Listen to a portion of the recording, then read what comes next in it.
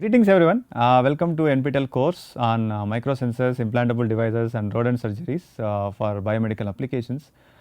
In the previous lecture, we have seen typical blocks that are involved for generating biphasic pulses. In this lecture, we will look into them in detail. Okay. So, if you look at the slide, these are the things that we have discussed, right. We also thought about why brain stimulation is required, looked at different parameters that are involved for biphasic pulse generation, and one has to keep in mind all these different parameters before go for a design. And we have looked at how the system is employed on a rat model, and we looked at the basic understanding of current mirror, right. So, now here let us say that you program the microcontroller, and I am going to explain the architecture in few minutes from now, but you understand that let us say this is programmed through microcontroller for 200 microamperes current, right. So, the current will flow from VDD to this is a sink. Okay. So, the current will flow from VDD to the ground, right. Now, here if you can make sure that the M1 is in saturation, right, then again the current will go from VDD to the ground via the brain. Okay. So, to understand this we have taken 3 electrodes. Once we understand this concept, we can replicate to multiple electrodes. Okay. So, if you look at it, I have programmed these GPIO pins such that they generate select lines for these SPDT switches S4, S1, S2, S3 and S5, right. Now, they are programmed, the pole positions are programmed such that CAOM4 is connected to NC4. What does this mean? Okay. This means that there is a short circuit available between CAOM4 and closed path available between COM4 to NC4. Okay. Now, this offers a on resistance in the order of just typically 20 to 30 ohms. Okay. Now, COM4 and NO4 is not connected. Okay. You can treat them as open circuit. Okay. And if you want to look at the resistance that is offered, it will be in the order of mega ohms.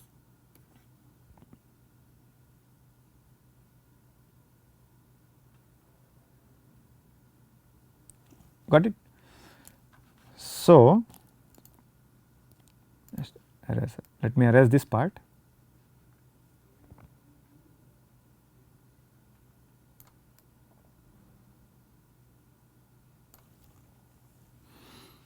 Okay.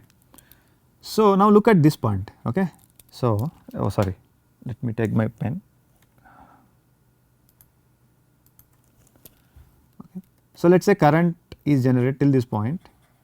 So, current has two ways. Okay. Either it can go here and it can branch. Now, if you look at this, there is on resistance here, there is something, this is not connected. See at this point, see this point, like this is point 1 between point 2, right. There is a short between point 1 and point 2, but this is point 2 is not connected to anything. That means there is a open circuit. Okay. So, the current is coming like this, one branch is here, branch 1, there is a branch 2, and here this branch is offering mega ohms of resistance. We will look at the branch 2. So, if branch 2 offers very small resistance, then obviously the entire current will flow through the branch 2.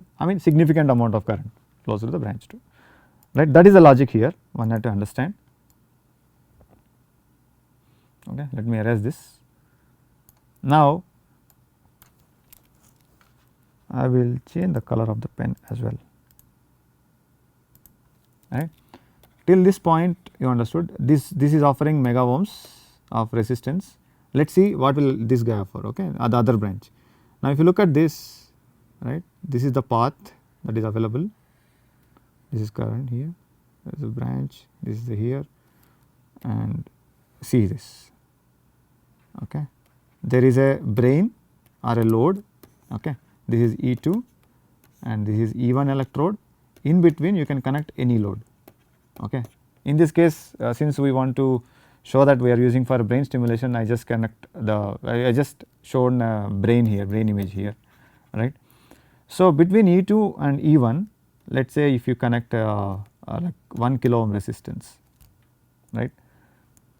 So,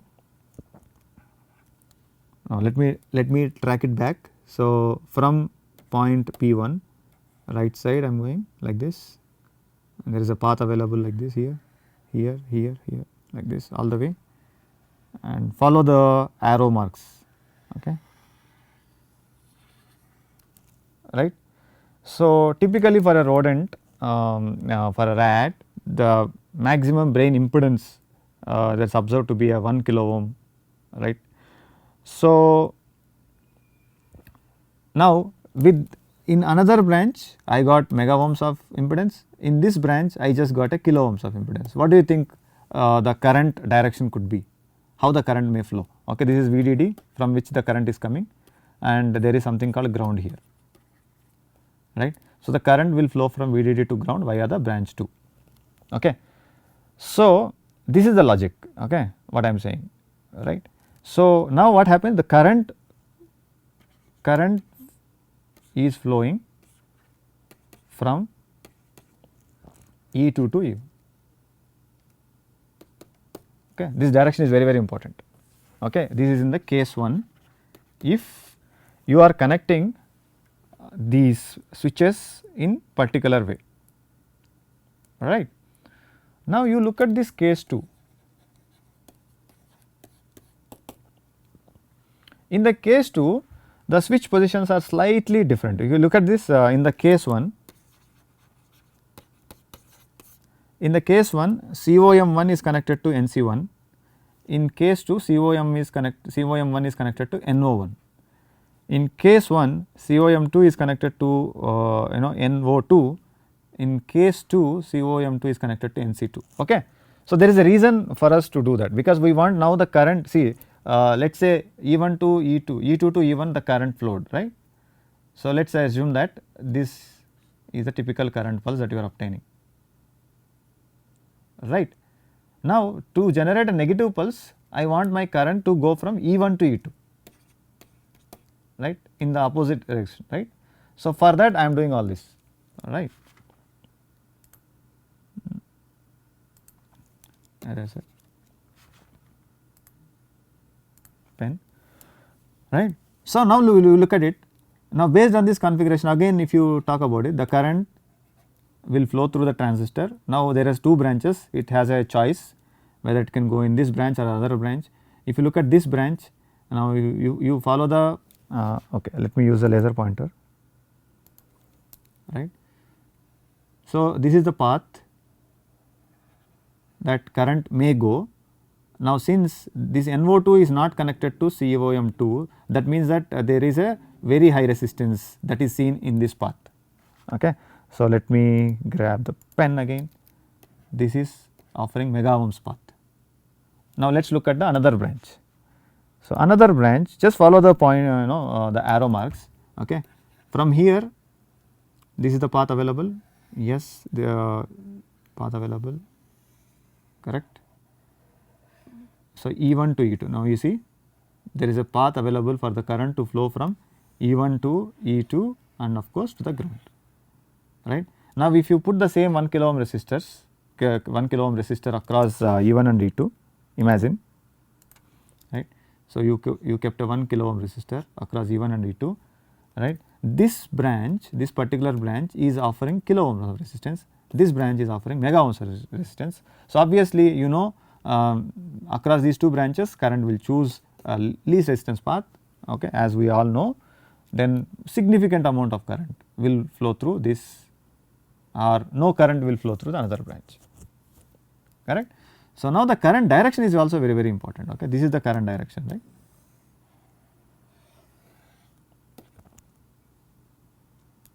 Right. So, now the current is flowing from E1 to E2, that means that there is a negative pulse generation. Okay, right. This is for case 1 where the current flows from E2 to E1. In the second case, current flows from E1 to E2, right. And if you look at the network wise, the network that generated a positive pulse is the same network that generated negative pulse as well, correct. So, there is very high degree of chances that these two pulses are exactly same, right. So, why I am saying that is, let us say you have a current source or a sink, right. You divert this, you use a network 1 to generate biphasic pulse across brain. This is the brain, right. Let us say you use 2 networks to generate a biphasic pulse across the brain, which people also does, right.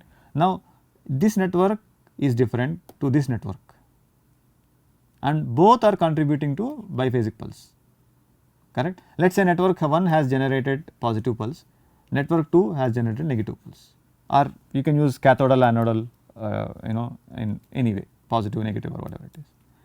Now, since the networks are different, correct.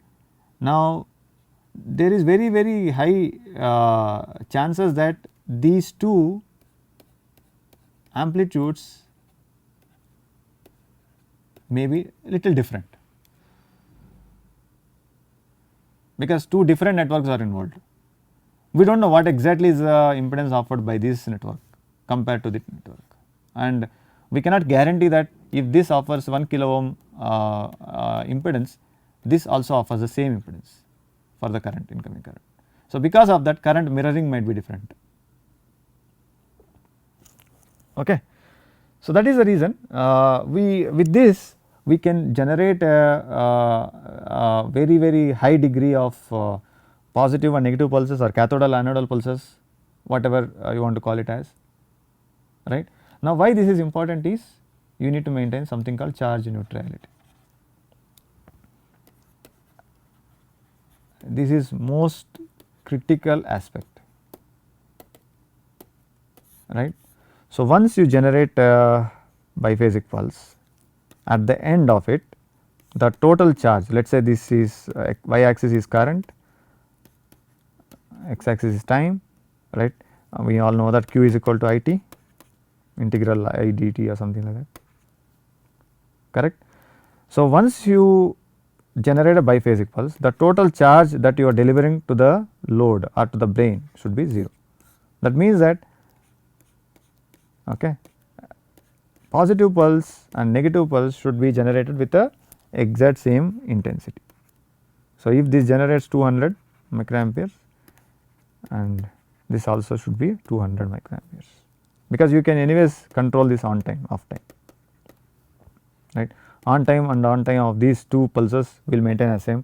So, we need to make sure that current amplitudes should not differ much.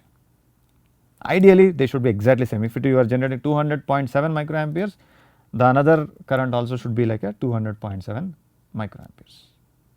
Okay. Now, this is one aspect. The another aspect of this design is, okay, let me remove all the ink.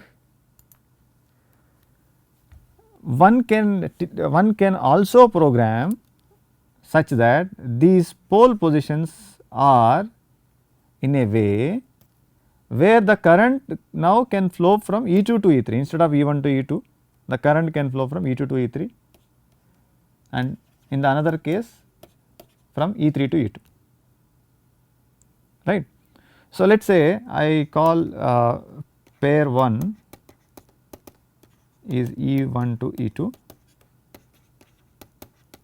this pair 2 will be E2 to E3, means E1 E2 I am calling it as one pair, E2 E3 is I am calling it as a, this is pair 1, this is pair 2. Now, what is required is proper programming of these. If you can make sure that GPIOs generate proper logic signals like 1 or 0. Now, that will decide the pole positions and that will decide how the current has to flow, alright. Now, by using this simple configuration, one can generate 2 biphasic pulses, alright, across P1 or across P2, right. Same network you can take one more and you can use the same configuration like S4, S1, S2, S3, S5 as such and generate 2 more pairs. After that you can choose one pair, right. So, like that now you can use like this, like n number of pairs you can use, right. So, this network can have a feasibility to generate biphasic pulse across pair 1 or pair 2.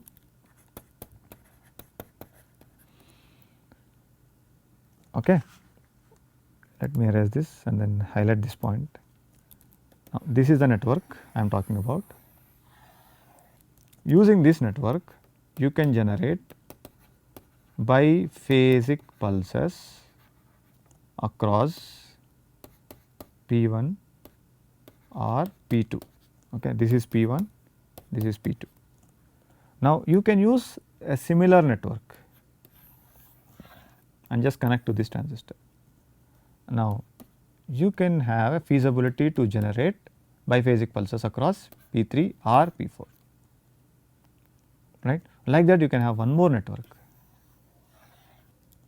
P5, P6, right. Within that network either you can choose P1 or P2, you cannot stimulate across P1 and P2 at the same time. Okay. This is what the point is, right.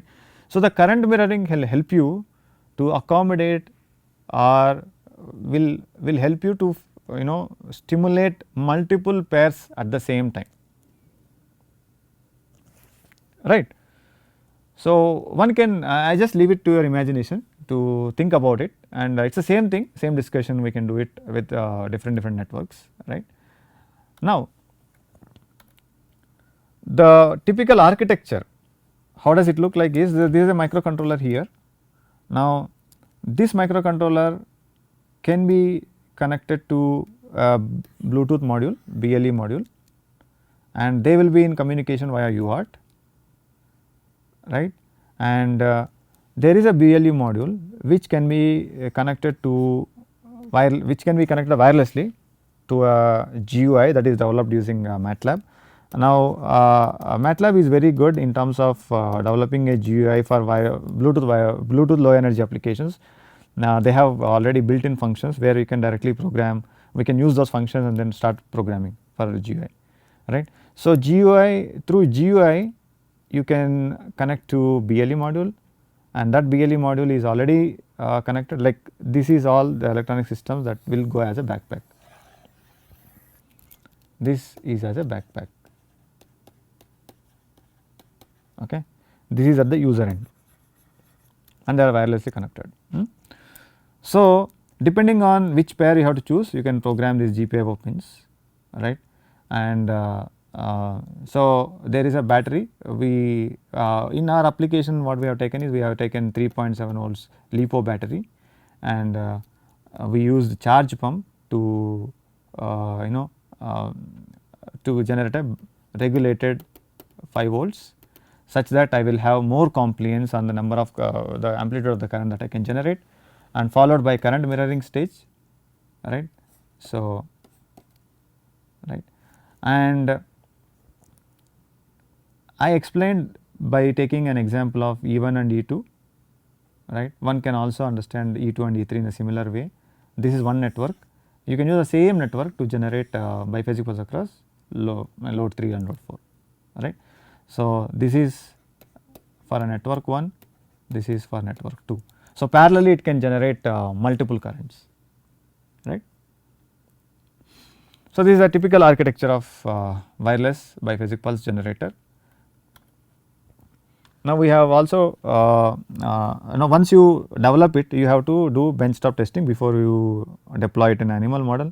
So, we connected 1 kilo ohm resistor across E1 and E2 and then saw the currents, right. One second, let me take a red pen, right. So, what we have observed is even though we tested for various current ranges starting from 40 microamperes of current to almost 1.25 milliamperes of current, and the load is around 2 kilo ohm we have taken, right. So, if you can observe this the y axis, this is a voltage here. Okay. Now, we used 1 milliampere current as a amplitude. Ideally, how much you expect? 1 milliampere into 2 kilo ohm, ideally it should be 2 volts across a resistor, right, voltage across a resistor. So, we have observed little more than 2 volts, and we can say that the error is around 8.38% plus or minus across the range, that is the maximum error that you observe.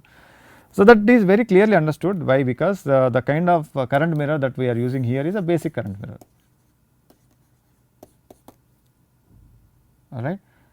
As I said, if you are pumping 1 milliampere current, right, you should ideally get 1 milliampere current, but we will not get it, but it is around 8% extra, correct, that is around 1.08 milliampere something that we observe, right.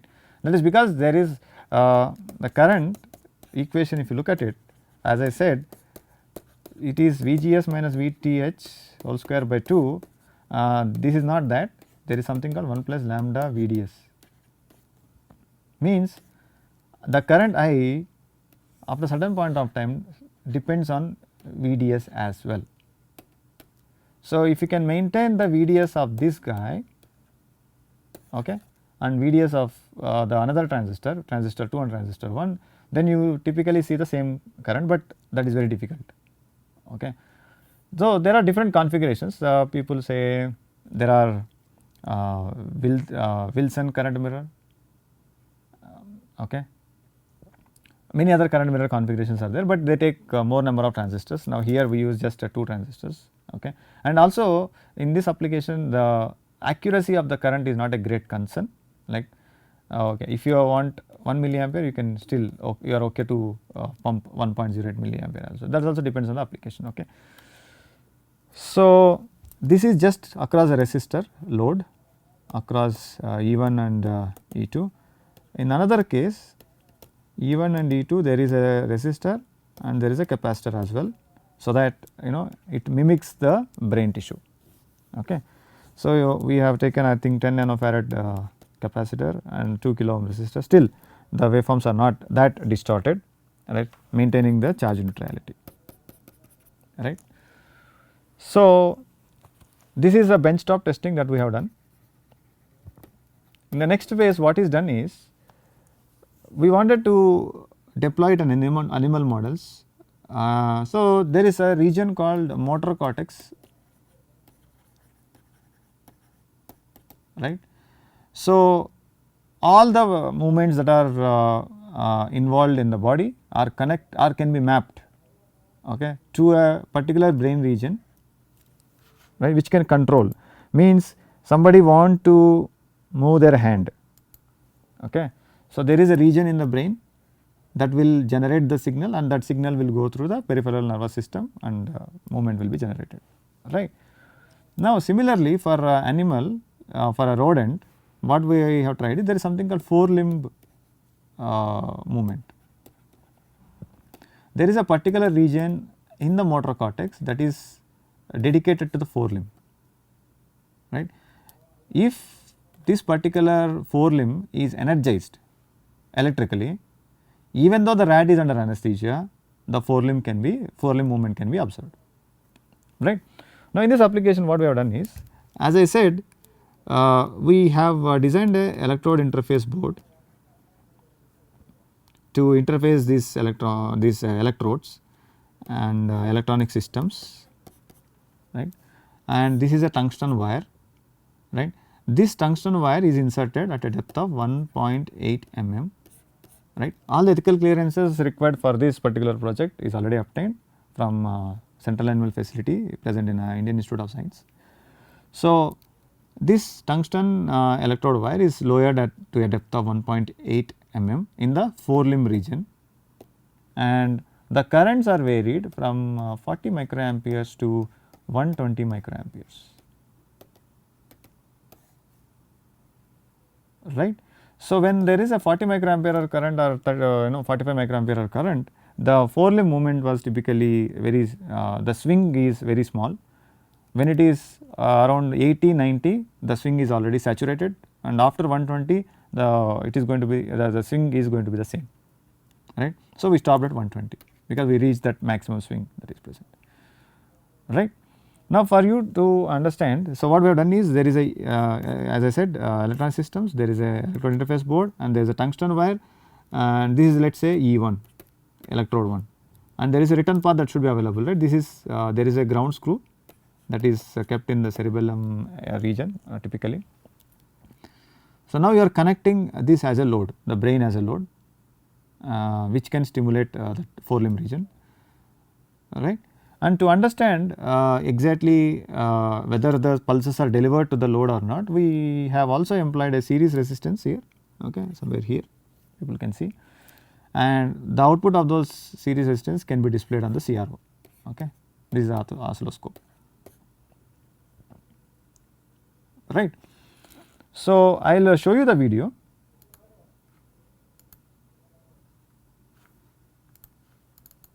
Right. So, as I said there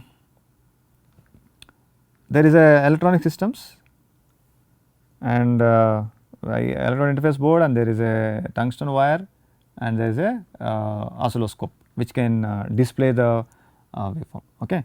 And you look at it, there is a green LED and there is a red LED. Red LED, this is a HM10 BLE module wherever I am pointing right now, that is a HM10 BLE module, and there is a green LED, right. This green LED represents that battery is powered, means PCB is powered using the battery, and there is one more LED called blue LED that you can see when I play the video. When that blue LED starts means then the stimulation has started, okay. And this is encapsulated in everything in a backpack, where finally this is connected as a backpack to the rat, okay. Now, the rat is head fixed on stereotaxic operators, and of course, this is the XYZ coordinator arm which can tell us where the coordinates particularly presented, and there is a holder which can hold this tungsten wire, okay, and this holder can be lowered using the Z arm, right. So, when there is a stimulation, one can clearly observe that pulses are delivered to the brain, and simultaneously one can notice the forelimb movement, right. If you look at it, the tungsten is implanted in the right hemisphere of the rat's brain that corresponds to the left forelimb, okay. So, right hemisphere is connected to the left forelimb and left hemisphere is connected to the right forelimb, okay.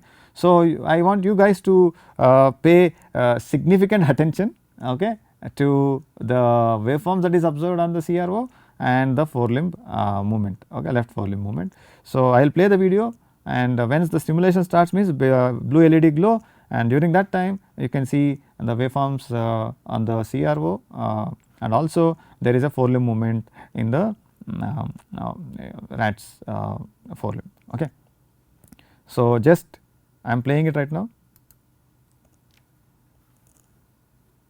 Now, the blue LED is on, my stimulation is on, you can see the pulses here, okay, and the stimulation stops, right. So, that is how we validated whether how we validated. We have this paper. In this paper, the typical parameters, current parameters are required to elicit forelimb movement is already mentioned. So, we compared our parameters with them and it is almost matching. So, we feel that this is working fine, okay. So, once that is done, right, you can connect it as a backpack. This is like a backpack to the rat, and there is a FPC cable, this is FPC connector, and this is the electrode interface board is entirely immersed in dental acrylic, okay. This is dental acrylic, right.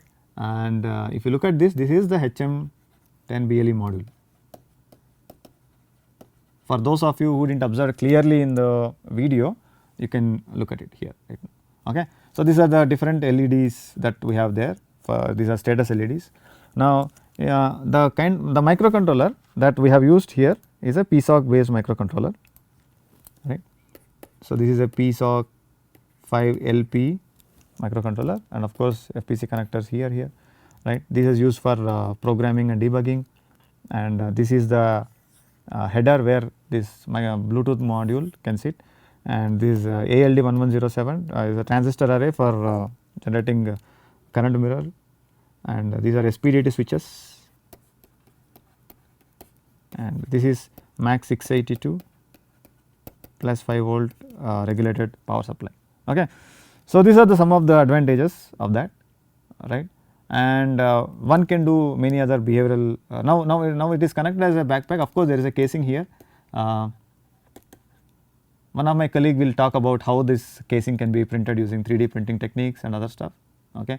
And another colleague will talk about how a PCB can be designed using different softwares, right. Now, biomedical application involves team effort, okay. So, multiple people are involved, right. So, what I have shown is just a intracortical microstimulation. One can use a similar method for doing something else for when the rat is under anesthesia or rat is awake. Okay. So, once we allow the rat to recover, then we can plan different behavioral activities with the rat depending on the application. Okay. That is all. Thank you from my side. See you soon.